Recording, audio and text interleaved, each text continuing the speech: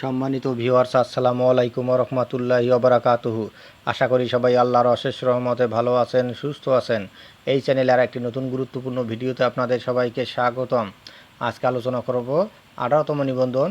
খাতা দেখতে 30 দিনের সময় পাচ্ছেন পরীক্ষকরা। বিস্তারিত থাকছে ভিডিওতে।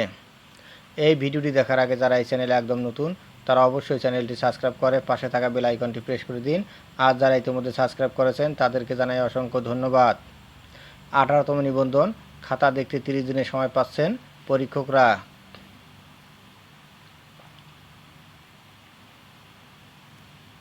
18তম শিক্ষক নিবন্ধনের লিখিত পরীক্ষার খাতা মূল্যায়নের কার্যক্রম শুরু হচ্ছে চলতি সপ্তাহ থেকে।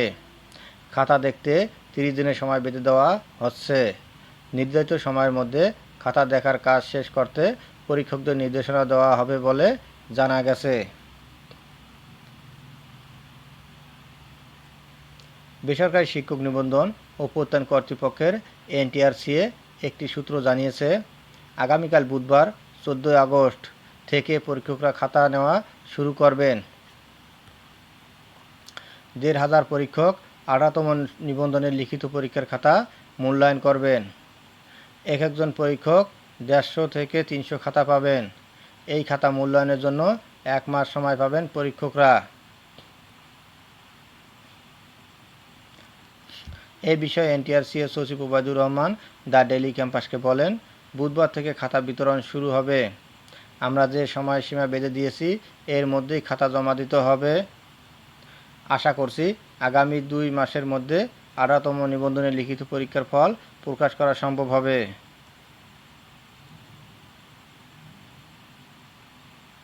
গত 15 মে 18তম শিক্ষক নিবন্ধনের প্রিলিমিনারি পরীক্ষার ফল প্রকাশ করে বেসরকারি শিক্ষক নিবন্ধন ও প্রত্যয়ন কর্তৃপক্ষ এনটিআরসিএ। এতে গড় পাশের হার 35.80%। প্রিলিমিনারি পরীক্ষায় স্কুল ও কলেজ পর্যায়ে মিলিয়ে পাশ করেছিলেন 4,79,981 জন চাকরি প্রার্থী। গত 12 ও 13 জুলাই লিখিত পরীক্ষায় অংশ নেন ওই প্রার্থীরা। এর আগে গত 15 মার্চ প্রিলিমিনারি পরীক্ষাটি অনুষ্ঠিত হয়।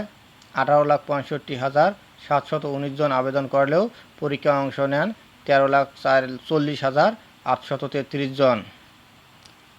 ধন্যবাদ জানিয়ে বিদায় নেওয়ার আগে আবার অনুরোধ জানাই, যদি ভিডিওটি ভালো লাগে এবং সর্বশেষ শিক্ষামূলক আপডেট ভিডিও পেতে চান তাহলে অবশ্যই চ্যানেলটি সাবস্ক্রাইব করুন। ধন্যবাদ সবাইকে।